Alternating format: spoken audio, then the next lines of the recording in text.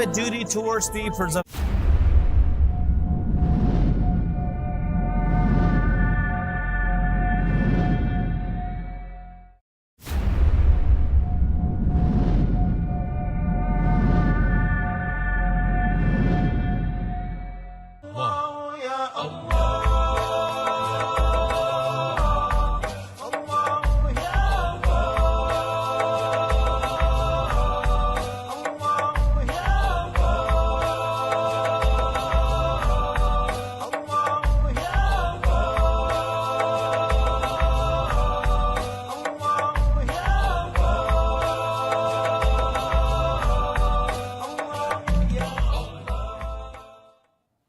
Assalamu alaikum, dear viewers of Imam Hussein TV 3. Welcome back to another episode of Ahkam SOS, the show where we discuss various Islamic topics, practices and principles.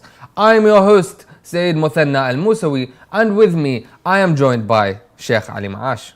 Assalamu alaikum, Sheikhna. Alaikum assalam wa rahmatullah wa adamallahu ujurakum wa ajurakum. Sheikhna, how are you doing? Alhamdulillah. You okay? Alhamdulillah.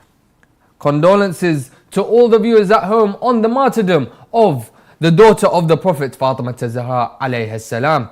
She went by many names: Sayyidat Nisa al-Alameen, the Lady of the Worlds, Abiha, the mother of her father, and many, many more. It is narrated in traditions that if Ali was not created, there would be no equal for Fatima.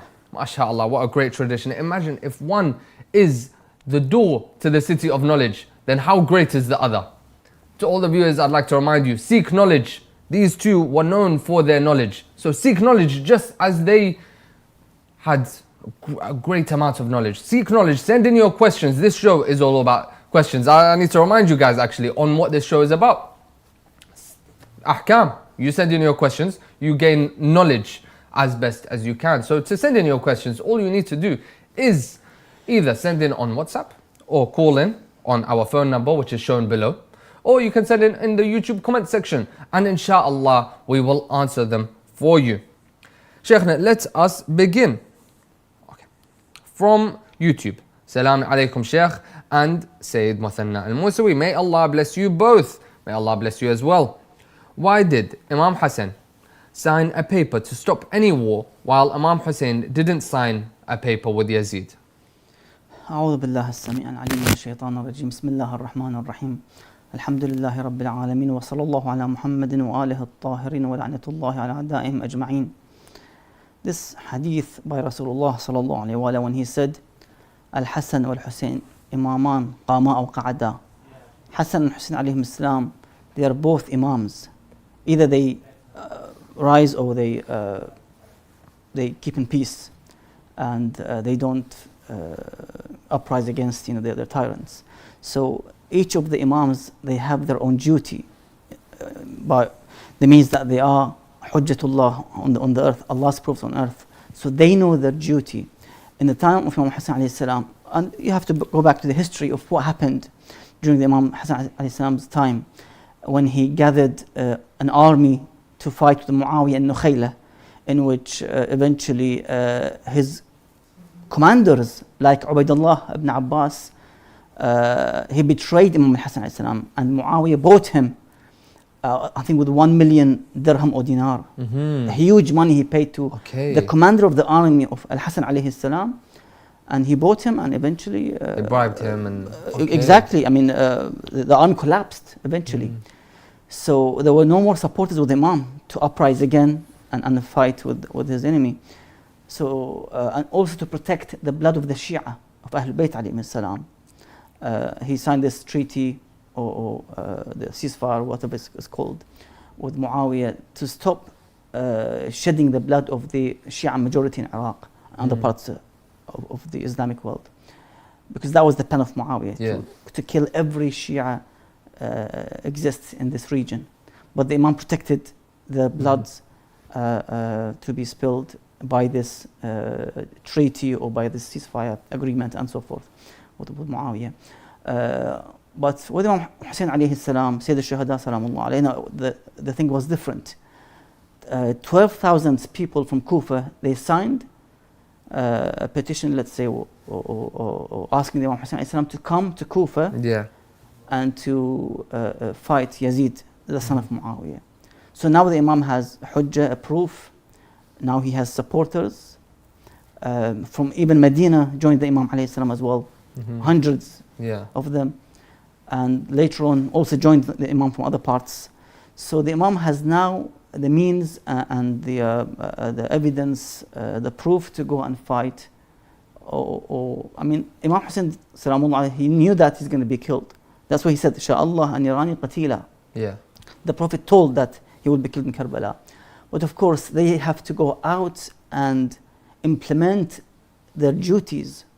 You know, I know that this war, for example, which is now in parts of Yeah. Middle East, will cause in somehow killing of some people who are defending their land, for example. You have no choice. You want to defend your land, your faith, and so forth. So, you know, if you go forward, you'll be killed at least 70-80%. So the Imam sallallahu alayhi, although he knew that, but he knows that with his blood to be spilled and the blood of his companions and his Ahlul Bayt, that Islam will be revived again. Yeah. After it was demolished and destroyed by the Umayyad Empire.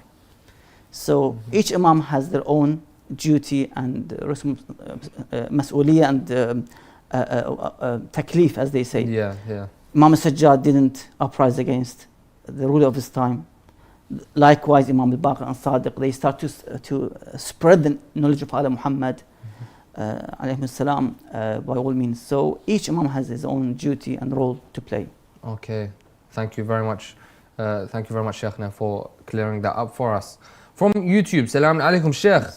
Which type of Islam is the correct one? Shia or Sunni?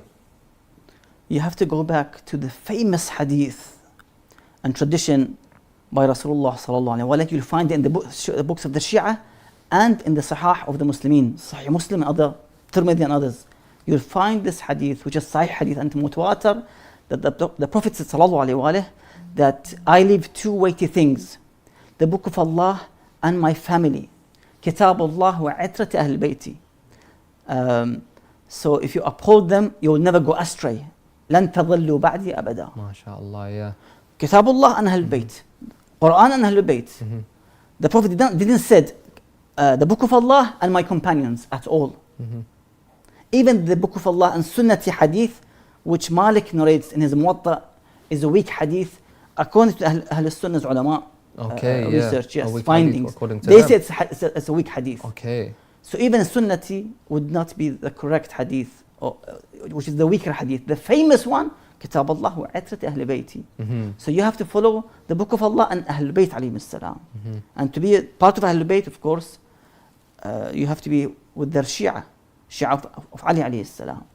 So And not with the enemies exactly, of the yes, Ahlul Bayt. exactly. Yeah. Yeah. Thank you very much, Sheikhna. From YouTube, Salaam alaikum. If during sujood, I wanted to readjust the turban and I lifted my forehead just a bit so that I can move it slightly, okay, where my forehead was not touching the turban at all, or just a tiny bit, and then put my forehead back down on the turban, will I have to restart my prayer?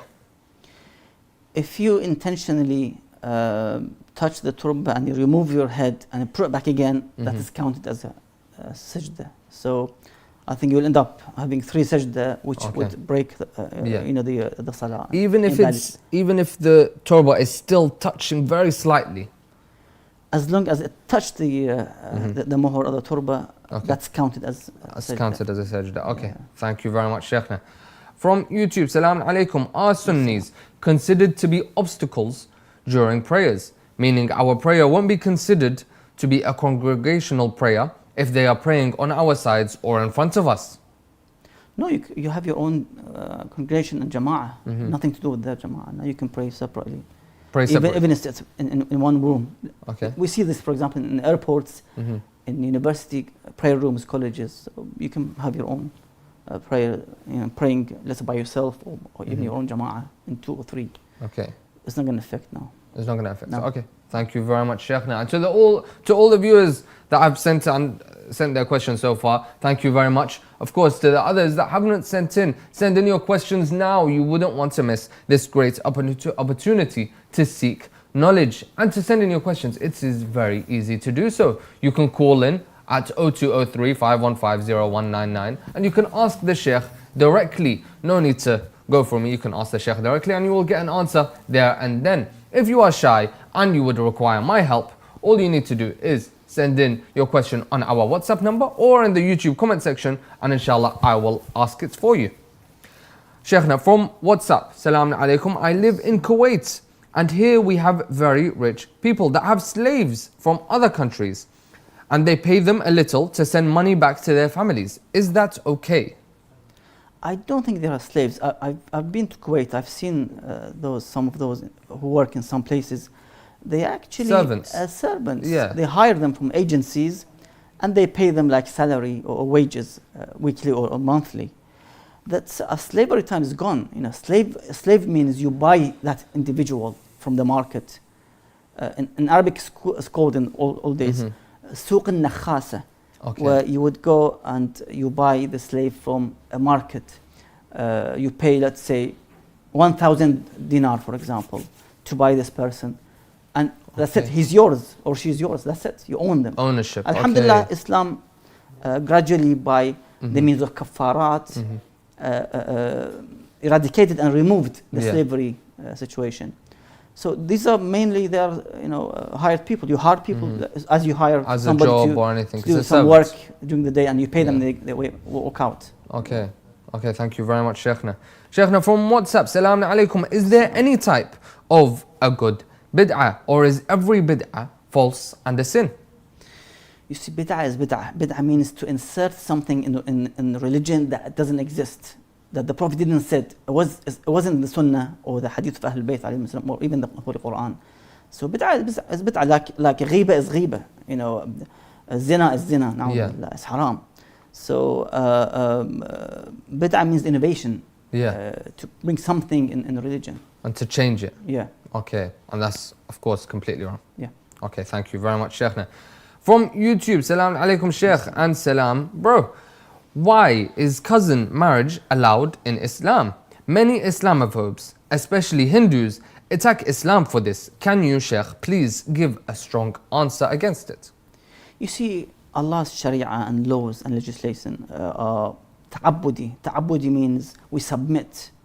Islam means submission. Why do I have to pray 2 rak'ah every morning? You know, I'm waking up 5 o'clock a.m. in the dark of the night, it's cold, and I go to the bathroom, perform wudu, ablution, and then come back, and within 2 minutes, all done. Why can't I pray 8 rak'ah like I do at dhuhr time? So I use at least this time of between the dawn and the sunrise, pray more rak'at. Allah wants us just 2 rak'ah in this time, precious time, بين الطلوعين. So these are ta'abbudi things, you know, with regards to cousins. I think it's in Quran, حرمت عليكم أمهاتكم. It's forbidden for you to marry your mothers, for example. Yes. So these tahrimat, these forbiddenness, all goes back to Allah's wisdom. Hikmatullah Azza wa Jalla. Yeah. Didn't allow us to marry our blood relatives, like mothers, sisters, and the such like. Of course, cousins are outside this boundary. Yes. Although they are relatives, but they are not from the same lineage. You know, it's not, you know, this cousin who's a female, she's not my sister. Yes. Or she's not my daughter, for example. Or she's not my mother. So there's a difference between, you know, a relative who is, you can't marry because of this connection, blood connection, through parenthood or siblings, and through being our cousins. So that's the difference. Yeah. Thank you very much, Sheikhna, for clearing that up. From YouTube, is it permissible for a wife to demand divorce to the husband if the husband marries a second wife? You see, any issues, any marital dispute, you have to raise it to your Ahkam SOS, the marājiʿ that you follow. You go to their office and you raise the issue to them. Then the Hakim or the marājiʿ would decide. But I don't think for such issues one should require to raise the issue to the ask for the divorce. Yeah. And you have to sort these things, these disputes, with somebody who has knowledge with regards to marital issues and disputes. Thank you very much, Sheikhna. From YouTube, is it haram to have a transgender friend? I'm a girl and I have a non-binary friend which is like a boy. So is it haram if I have a non-binary friend? Or, for example, an asexual friend? You see, if that individual is originally male and you're a female, even if they've changed, in somehow operation and so forth, it's forbidden. Okay. The Quran says, وَلَا مُتَّخِذِي أَخْدَانٍ, and do not consider friendship with the opposite gender. Okay. They remain male, even if they change themselves in the kind of operation. Man is man, woman is woman. You can't mix between them unless they have an issue from birth. And this is mentioned in narrations of Ahlul Bayt alayhi salam, where somebody who was born in this situation, they choose to be a male or a female. Of course, there's a detailed hukum shari'i in Islam with this regard for somebody who has, both genitals and so forth. It's mentioned in detail here. Thank you very much, Sheikhna. From WhatsApp, the mosque in which Friday prayer is prayed is far from my house. So I pray in a closer mosque that prays only Dhuhr after the lecture is given that some conditions are not met for Friday prayer. For example, the 5-kilometer distance. Is this okay? No, if you pray Dhuhr and Asr only, you don't need that distance restriction and so forth, condition. So you can pray, that's fine. You can pray, it's fine. Okay, thank you very much, Sheikhna. From YouTube, Mother Fatima alayhi salam died when she was 18 and was pregnant. It is said that the unborn baby was a boy named Muhsin. How can we be sure that it was a boy? Well, you have to go back to the narrations of the Shia and the Ahl Sunnah as well. They mentioned that the Fatima had an unborn baby who was named Muhsin. It's mentioned, even the Sunnis mention it, that she had a child called Muhsin who passed away. That's it. They just mention it in this way. Yeah. But both Shia and Sunni acknowledge that there was a child that she lost. Now each has their own scenario in this regard. Okay, thank you very much, Sheikhna. And to all the viewers at home that have sent in your questions, thank you very much. Inshallah, the Sheikh answered them properly. If you did not send in your questions, send them in now. This is the best time and it is a great opportunity to seek knowledge. You've got a Sheikh here, highly knowledgeable, and you can get your ahkam, your questions answered. To send in your questions, all you need to do is either call in on 0203 515 0199, okay, and you can ask the Sheikh directly and completely skip my part, or you can send in on WhatsApp or send in on YouTube, and you can use my services and I will ask the Sheikh for you. Sheikhna, from YouTube, why can't a man marry two girls who are sisters? Also, that is what is mentioned in the Quran. وَأَن تَجْمَعُوا بَيْنَ الْأُخْتَيْنِ حُرِّمَتْ عَلَيْكُمْ وَأَن تَجْمَعُوا بَيْنَ الْأُخْتَيْنِ. And you're not allowed to have at the same time two sisters as wives. Okay. This Quranic rulings, as I said before, we submit because we believe in the Holy Quran. This is the words of Allah Azza wa Jal as revealed by Jibreel on the heart of Rasulullah sallallahu alayhi wa alayhi. And of course, there could be, and you can come and say and do a research and to bring the reasons why this hurma for not allowed to have two sisters as wives for one man could be, for example, as a result, qati'atul rahim, as they say, some kind of reaching the stage of severing between those two sisters, fight and so forth. Yeah. I mean, could be any reason, but when the Quran says it's forbidden, then of course we know that the wise Azza wa Jal knows that. Why did He forbid this kind of marriage?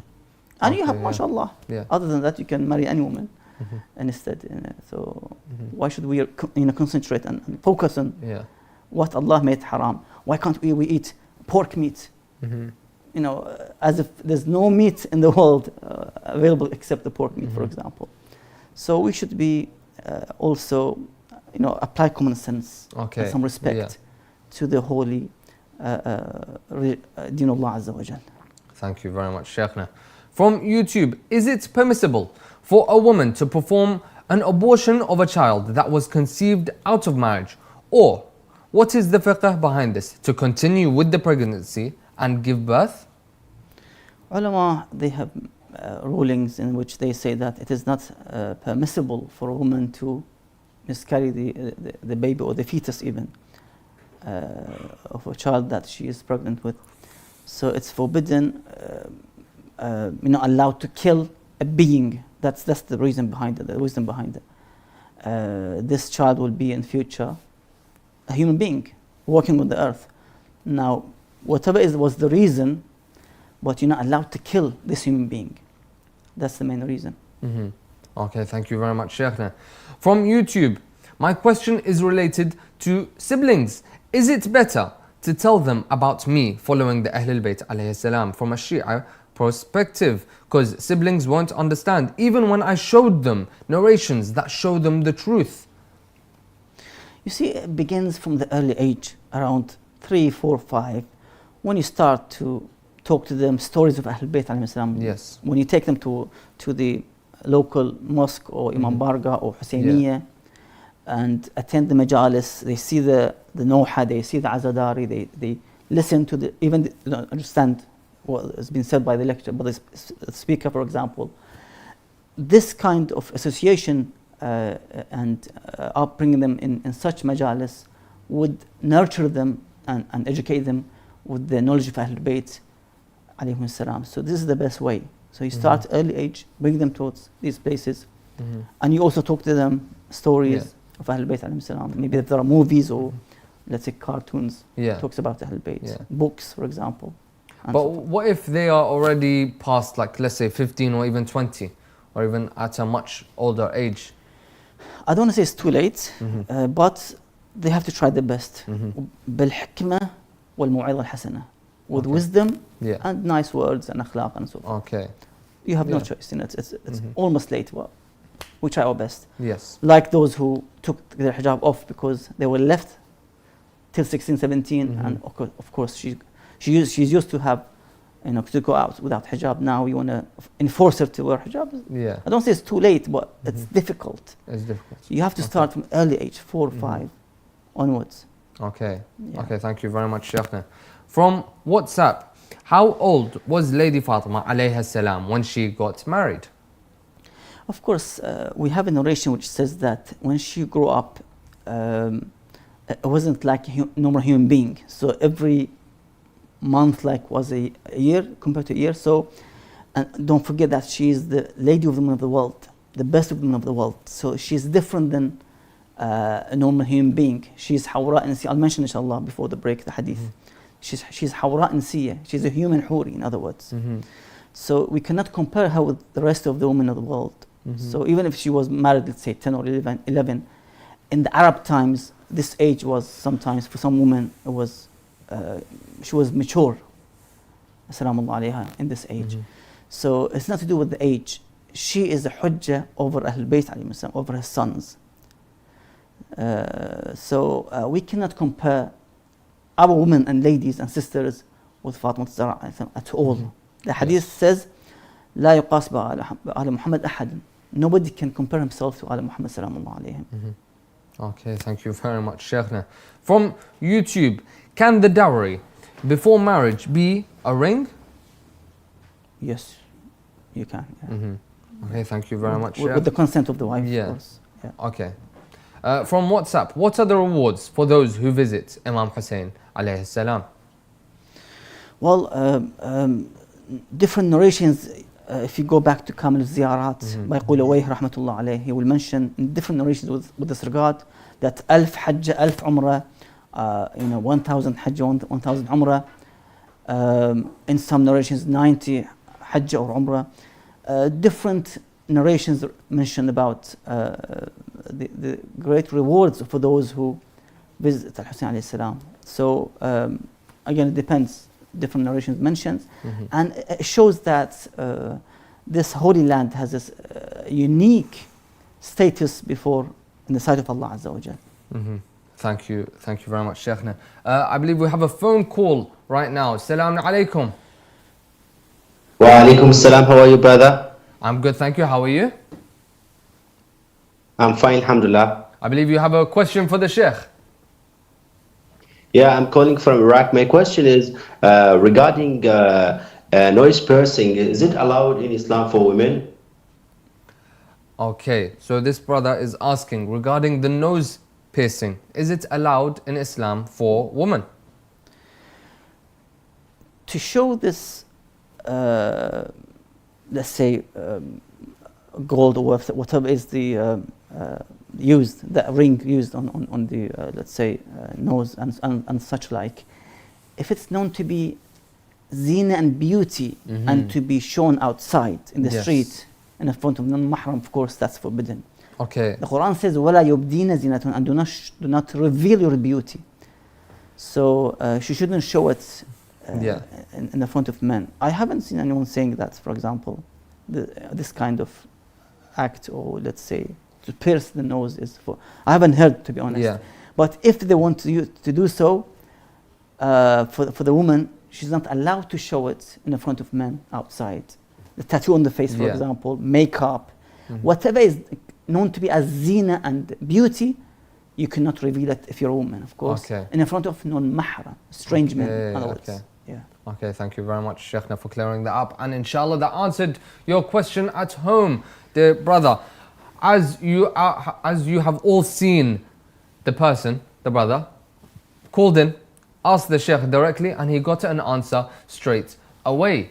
So, to do that, all you need to do, you can call in similar to what he done and get an answer straight away. If you are, of course, too shy and would like to use my services, I'll humbly do so. So you can send it in on WhatsApp or on YouTube comment section, and inshallah we will answer it. Sheikhna, from YouTube, can and should a woman distinguish between a good man and an evil man when trying to choose a husband? The hadith says from Rasulullah sallallahu alaihi wa sallam, "Man atakum taradawnahu khuluqahu wa dinahu fazawwijuhu." The one who comes to you, who has faith and akhlaq, moral virtues and faith, then marry him. So you have to find out, investigate to see if this man who is asking your hand, has he got akhlaq and faith? Then of course, tawakkal ala Allah. Otherwise, no. Inshallah. And everyone should be investigating this. Yes. Within the family. Yes. Okay, perfect. Thank you very much, Sheikhna.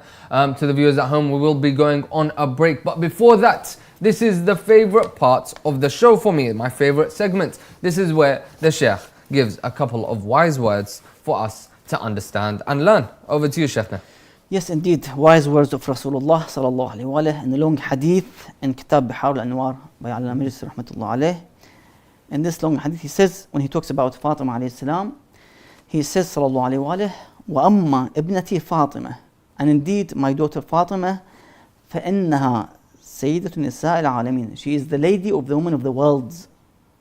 مِنَ الْأَوَّلِينَ وَالْآخِرِينَ, from the beginning of the creation to the end of the creation. So who is the best in the world of the woman? Fatima alayhi salam, nobody else. Maryam alayhi salam, she was the best of the woman of her time. Yes. According to another hadith from Rasulullah sallallahu alaihi wasallam.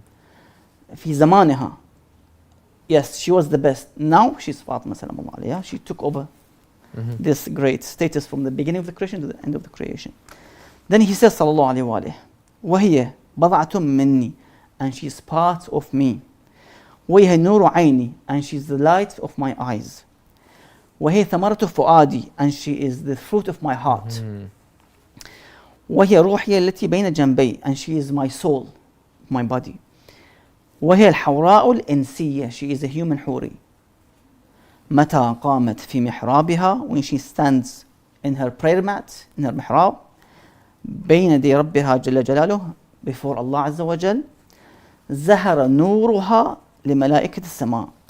Her light, shining light, would shine for the angels of the heavens. They would see this light on earth. كما يظهر نور الكواكب لأهل الأرض, as when the people of the earth see the stars shining in the sky, in heavens. فسلام الله عليها وعلى بعلها وبنيها وأبيها. Thank you very much, Sheikhna, for those great words. As I have said already, we will now be going on a break. So, just a quick reminder, this is the best time to send in your questions so you don't miss out on this great opportunity. You can see below how to send in your questions. So send them in now before it is too late. And inshallah, we will see you after the break. I have a question regarding keeping pictures of Is it scholars at permissible to home. plant trees by or What over Islam the establish graves? based on peace and Is it permissible non-violence? to collect donations for charity projects from Is it permitted to individuals? consume canned food imported from non-Muslim Is there an countries? issue for men looking at non-Muslim women? To have your questions answered live, WhatsApp us on +44 7415 09 2155. For those interested in an Islamic law book by Ayatollah Sayyid Sadiq Al-Shirazi, please WhatsApp the Ahkam SOS team at the following number to place your order today: +44 7415 09 2155. The Islamic law book, available exclusively in hard copy, contains religious questions answered by Grand Ayatollah Sayyid Sadiq Al-Shirazi. Order your hard copy today.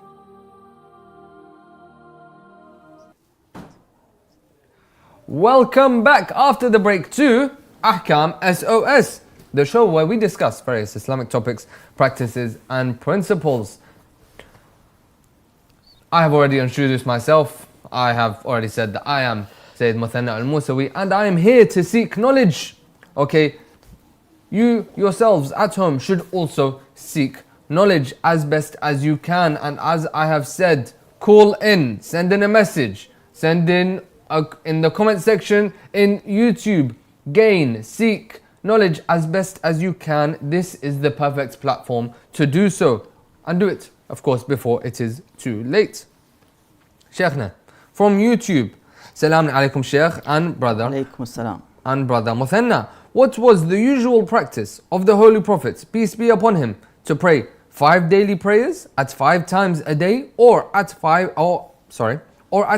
times a day? Did the companions agree to 3 times a day? Bismillah ar-Rahman ar-Rahim. You see, Islam began gradually implementing the rulings, the ahkam, gradually. So it didn't start in 1 day, 1 hour. Yalla, everyone pray, everyone do this, avoid this, such haram and so forth. Gradually. لا تقربوا الصلاة وأنتم سكارى. Do not approach prayers while you're drunk. So you see, gradually the ahkam began to be implemented, and eventually the ayatul khumus, ayatul zakat, these all came gradually, not in 1 day, in one instance. Of course, yeah. The first message was قولوا لا إله إلا الله تفلحوا. Say there's no God except Allah and you will win. So this is how Islam started. In the non-Shia books we have this hadith that the Holy Prophet ﷺ, he joined between the 2 prayers, i.e. Dhuhr, Asr and Maghrib, Isha, without any reason. Yes. Because they would say in their books that if there's rain, for example, cold weather, trouble, then you can join them. Okay. Otherwise, no, you have to separate them in 5 separate prayers. But Rasulullah sallallahu alaihi and Ahl Bayt, they joined it afterwards. So we go back to the Sunnah of Rasulullah. If he joined, we join as well. If he separated, we separate.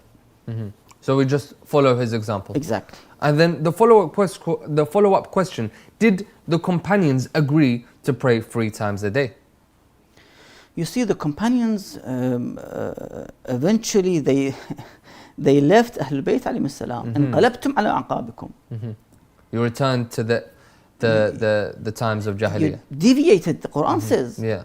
So how can I get approval from those who went against the Prophet? Okay. And his instructions. Of course, some of them, not all of them. انقلبتم على أعقابكم. I don't care about them. Okay. I only follow Rasulullah, his Sunnah and his Ahl Bayt and the Holy Quran, and I don't care about the rest. Okay. I take my Sharia from Rasulullah, not from the Sahaba. We have to be careful. Yeah, of course. Our deen is from Allah Azza wa Jal, the Holy Prophet who interprets the Allah's Sharia and implements it, the Holy Quran, and Ahl Bayt alayhim salam. Nobody else. Nobody else. No. Perfect. Thank you very much, Sheikhna. From WhatsApp, who gave us the list of all the prophets and where is it mentioned? Some of it mentioned in the Holy Quran. I think there are 25 names, less or more, give or take. And the rest in the narrations of the Ahlul Bayt, the Holy Prophet sallallahu alaihi wasallam. Yeah, it's all there. Roughly how many prophets are there in altogether, Sheikhna? 124,000. Okay. Yeah, but not all the names are mentioned. No. Okay. Just few of them. Yeah. Okay, thank you very much, Sheikhna. From YouTube, my brain power is getting decreased due to past terrible sins. I am now working on myself. Can you, Sheikh, please give me some detailed guide to improve my memory? You see, waking up for Salatul Layl or night prayer and then staying awake between the dawn and the sunrise. That's one of the cures, let's say. And also eating specific foods, for example, would help as well. Yeah. We have to go back to the Hadith of Ahlul Bayt with this regard. I think it mentioned that if you eat 21 pieces of raisins, I think. Raisins, okay. Black or red raisins, mentioned in the narration. Yeah. That would give strength to the memory, for example. Reciting certain surahs and verses of the Holy Quran, for example. So you have to go back to the verses and the narrations of Ahlul Bayt and to see what they have mentioned. I've just mentioned something brief because of the time. Yeah. Okay. Thank you very much, Sheikhna. From WhatsApp, is it permissible to purchase stocks of companies of those who manage and regulate the finance industry, for example, exchanges and depositories? Can you please give the ruling from Sayyid Sistani? What kind of transactions are making, for example? Is it just It doesn't say here. It just they manage and regulate finance industry. So exchanges, I believe from different currencies and maybe even like gold exchange and stuff like that. I mean, it's not clear. We'd have to go back to Sistani's Sayyid's fatwa to see exactly if he has some kind of this kind of fatwa. About a ruling. Okay, perfect. Thank you very much, Sheikhna. From YouTube, what is the ruling on buying and selling stocks? As long as the Quran mentions tijara and taradhan, there's a mutual agreement, acceptance, and the trade doesn't involve, let's say, selling alcohol, buying alcohol, or gambling, should be fine. It should be fine. Yeah. Okay. Okay, thank you very much, Sheikhna. And to the viewers at home, if you still have not yet sent in your questions, send them in now. This is a great opportunity. You have a sheikh here that is answering any and all Islamic questions. So don't miss out on this great opportunity. Send them in now before it is too late. You can call in and ask the sheikh directly. You can send in on WhatsApp and I will ask the sheikh for you. And you can send in on YouTube and I will also ask the sheikh for you. And inshallah, in all three scenarios, the sheikh will answer your questions. From WhatsApp, Sheikhna, depending on the country, it takes approximately 1 or 2 days to transfer the ownership of the stock. Now, during the transfer process, can we sell the stock although we don't have the ownership yet? And he's asking about the ruling of Sayyid Sistani. Of course, again, we have to go back to Sayyid's fatwa to see what he mentions with this regard. But in anyhow, what is important that there's a acceptance or satisfaction with regards to the exchange of the transaction, buying and selling, and it should be a means of payment and receiving the product on the other side. So you pay and you receive, be it a service, a product, and somehow, as we do today. So you go to Amazon, you purchase, you pay something, and you have delivered within a few days. That kind of transaction, you can say, a valid transaction. There's a payment and there's a expect the product to be delivered to your house, for example. Yeah. Okay, perfect. Thank you very much, Sheikhna. From YouTube, my wife told me that she is falling out of love with me. What should I do? I mean, one should initially repent to Allah Azza wa Jal every day, 100 times in the morning and 100 times at night. Because there are sins in which would cause disputes. There are sins in which would bring calamity and bala.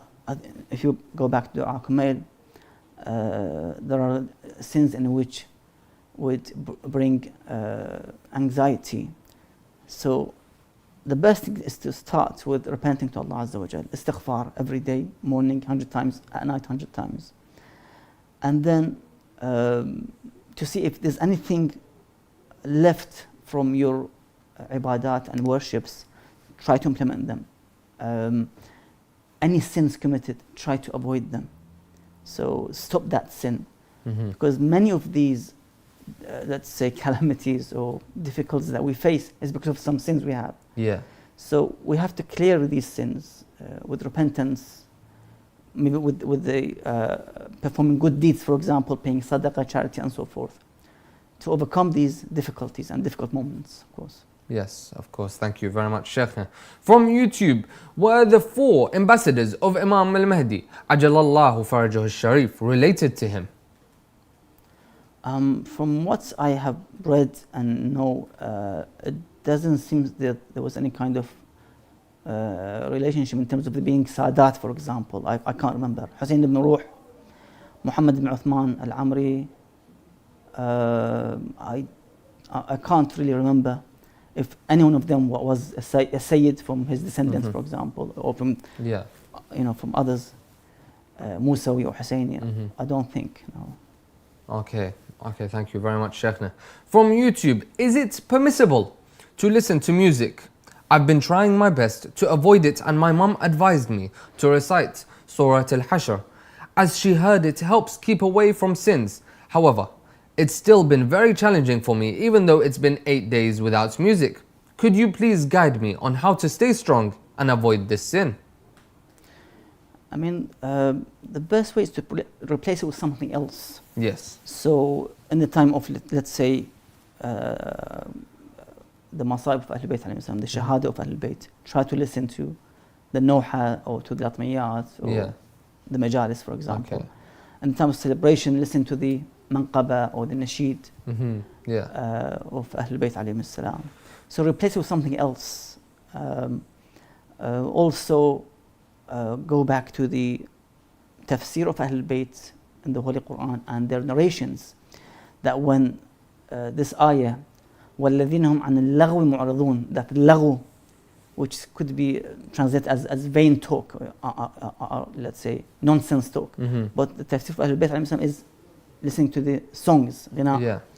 Or when you see or read the hadith or hear the hadith which says that al-ghina wa'ad Allah alayhi an-nar, that Imam says listening to songs or the songs is what Allah has promised punishment for, then you can easily reach that stage of faith that yes, I'm gonna avoid listening because there's a punishment for it. Like any other sins, like adultery or alcohol consumption and so forth. Okay, thank you very much, Sheikhna. To the viewers at home, we have now reached the final 10 minutes of the episode, so don't miss out and send in your questions. Don't miss out on this great opportunity, and inshallah, Sheikhna will answer them quickly so we don't miss out on any of your questions, and you will get your answers promptly, inshallah. Sheikhna from YouTube, will Umar, Uthman, Abu Bakr, Aisha, Muawiyah, Yazid go to hell? How can we be sure, since based on Sunni hadiths, Umar and Uthman and Abu Bakr got the good news of heaven? You see, this conflicts with narrations in, let's say, in Bukhari, when it says that Fatima alayhi salam, she passed away while she was angry on Abu Bakr, and Fatima matat wa hiya wajida ala Abi Bakr. And the same Bukhari narrates that in another section of the book, that Allah would be in Allah la yarda li yarda Fatima wa yaghdab li ghadab Fatima. That Allah would be pleased if Fatima is pleased, and would be angry if Fatima is angry. So if Fatima becomes angry on someone, it means Allah is angry upon that individual. So how can you solve this mystery?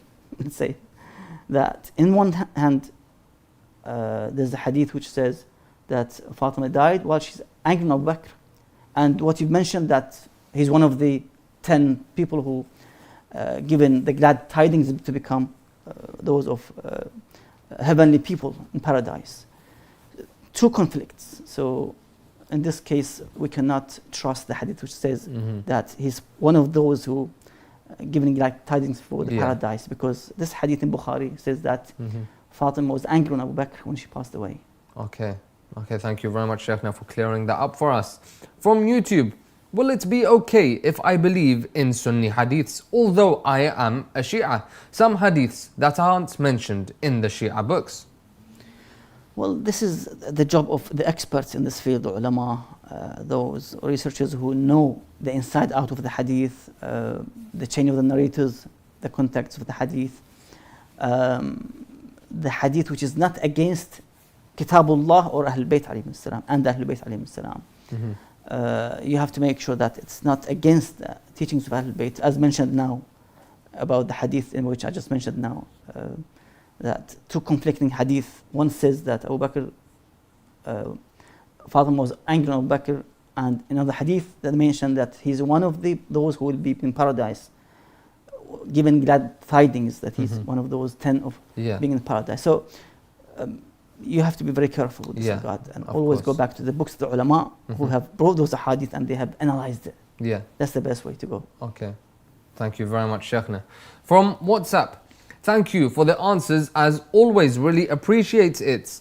My 11-year-old son always in front of the TV to ask questions and listen to others. May the 14 Ma'sumin keep you always blessed for this educational show. Jazakallah. Barakallah fikum. Barakallah fikum. We are at your service as always.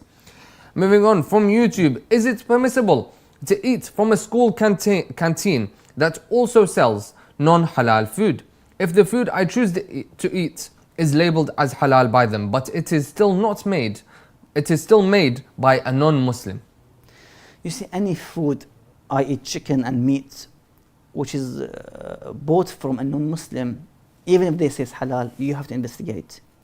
Because what we have in the Sharia, that the hand of the Muslim is hujjah. Yeah. The market of the Muslim is hujjah, and not the hand or the market of the non-Muslim hujjah. So if they sell something and they say it's halal, you have to investigate and find out exactly who is supplying it. You have to do that kind of research before you buy that sandwich or meat and chicken from non-Muslim who says halal. Yeah, thank you very much, Sheikhna. From YouTube, there are other branches of Shia Islam, for example, Ismaili. Are they also considered to be Muslims? Any madhab or sect which believes in the two shahadatain, then they are Muslims in general, be it from the Shia sect or the Sunni sect. Okay. As long as they believe in the shahadatain, they are Muslims, and they are pure and tahir and so forth. Okay. Or the ahkam applied. Okay, thank you very much, Sheikhna. From YouTube, Sunnis claim Shi'as are kafir because they think we don't believe in the Prophet Muhammad, peace be upon him, as a prophet, but believe Imam Ali is the one that was supposed to be. How do we respond to them? They accused the Holy Prophet, the mushrikeen in his time, that he's a magician, he's a liar. Today, some Muslims sadly follow the same footstep and legacy of the pagans and the mushrikeen of Mecca when they accuse the Prophet ﷺ of being a liar, magician. So those Muslims, or so-called Muslims, they have to wake up and follow the correct tradition of the Prophet and his Sunnah and the Quran. And follow Ahlul Bayt as well, because that's the advice of the Prophet ﷺ when he said in their Sahih, Kitab Allah wa Ahlul Bayti, then you can understand and define the true Aqeedah and belief. Otherwise, you will be following the same footsteps of the mushrikeen of Mecca. So don't repeat the same story again. Okay, thank you very much, Sheikhna. From WhatsApp, is it permissible to enter into risk management industry? I mean, it depends. We have to see what kind of business it is in terms of the structure of this, the hierarchy of this business. Okay. Any haram or forbidden transaction involved, dealings involved, for example. So we have to see in detail. Okay, of course. Of course. Another follow-up question, similar similar thing. Is it permissible to trade in currency? Yes, if it's a different currency. So I would pay, let's say, £80 Yes. and get $100. Okay. That's fine. Or pay, I don't know, £1,000 and get, I don't know, such millions of Iraqi dinars, for example, Okay. or Iranian tuman, for example. It has to be different currency. Different currencies. Yes. Okay. Okay, thank you very much, Sheikhna. From YouTube, is it permissible for a girl to speak to male teachers or classmates at school while maintaining eye contact, or should this be avoided? They shouldn't focus too much on the other side, you know, to the amount that they need to speak and to look. So just keep it minimal with this regard, inshallah. Okay, thank you very much, Sheikhna. To the viewers at home, okay, I'd like to say don't miss out on this great opportunity. Send in your questions before it is too late. And inshallah, we will be able to answer them. Sorry, just give me a second. Sheikhna, going back to the previous question where Sunnis claim that the Shia are kuffar, is it allowed for them to do that, since us Shias believe that we are not allowed to call other Muslims, other people that claim to be Muslims, kuffar, or even say that they are not Muslims? As I've said, if they have the shahadatain, we can't call them kafir, najis, you know, khariji, whatever they accuse us instead. So we follow the true tradition of Rasulullah sallallahu alaihi wasallam and the Holy Quran and Ahlul Bayt alayhim salam, in which the Holy Quran says, وَجَادِلْهُمْ بِالَّتِي هِيَ أَحْسَنُ. Use the best means and akhlaq and morals when you talk to others, and not accuse them of kufr and shirk, and you know, issue fatwa of beheading them and killing them, sadly, as now is happening in some regions, sadly. Thank you very much, Sheikhna. From WhatsApp, is it permissible to trade in options as both option buyer, right to buy, and option writer, obligation to sell / buy? As I've said, we need to have more information with this regard, and then we can speak to the office of the marājiʿ that you follow with this regard. If it's a valid transaction, buying, selling shouldn't be a problem. As I've said, some ulama, for example, when it comes to Bitcoin, some would say it's forbidden, some would say it's allowed. It's a transaction. It's e-commerce, it's e-transaction. It should be fine. It should be. You don't get any, you know, tangible goods or cash. It's all done online, for example. So again, it depends on which and who you follow with this regard. And you would go back and ask that ulama. Okay, thank you very much, Sheikhna, and thank you very much for answering all those questions. Thank you to all the viewers at home for asking those great questions. If we did not manage to answer your questions, we apologize, and inshallah we will answer them on our next episode, which will be Monday next week at 7 p.m. So make sure to tune in and ask your questions. Remind us of your questions at that time, and inshallah we will see you at Monday 7 p.m. Assalamu alaikum.